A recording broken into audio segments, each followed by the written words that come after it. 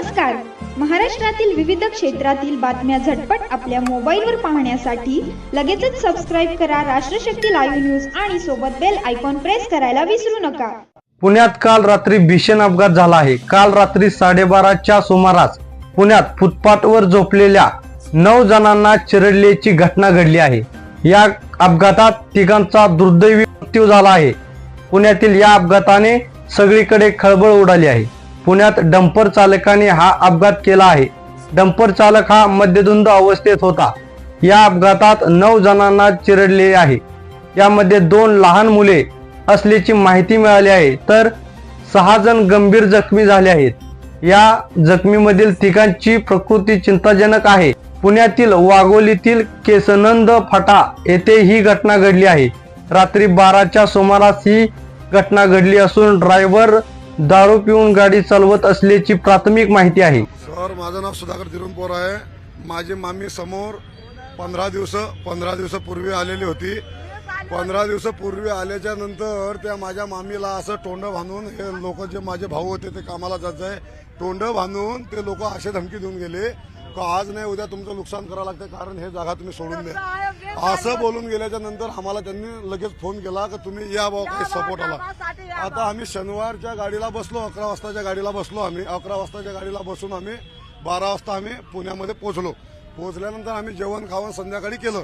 संध्याकाळी जेवण खावण केल्याच्या नंतर 12:55 नेमकंच मला ते धडकचा आवाज आला. धडकचा आवाज आल्याच्या नंतर सगळे झोपलेले होते, पण मी एकटा उठलो. त्याच्यामधून उठल्याच्या नंतर मी घेतले दगड. तो सरळच टाकत होता. तो आमच्यावरून बी, म्हणजे जर नाही माझी झोप जर नाही उघडली असती तर आमचं बी होतच. म्हणजे असं बोलायला कोण नाही भेटलं असतं, चालायला नाही कोण भेटलं असतं.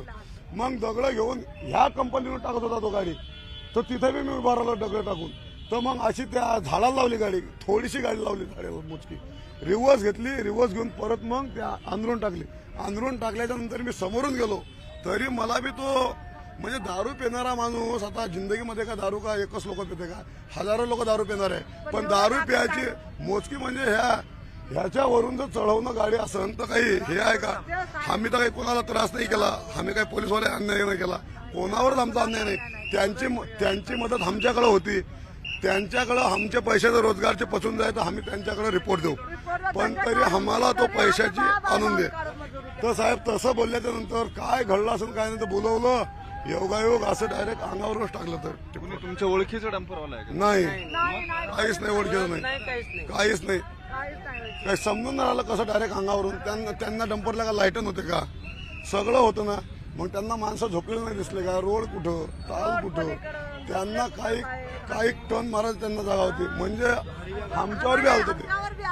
किती लोक राहतात साधारण मजूर अड्ड्यावर? लोक किती राहतात साधारण? आमचे लोक बरेच आता बी येणारे होते लोक आमचे, दरवर्षी येतो.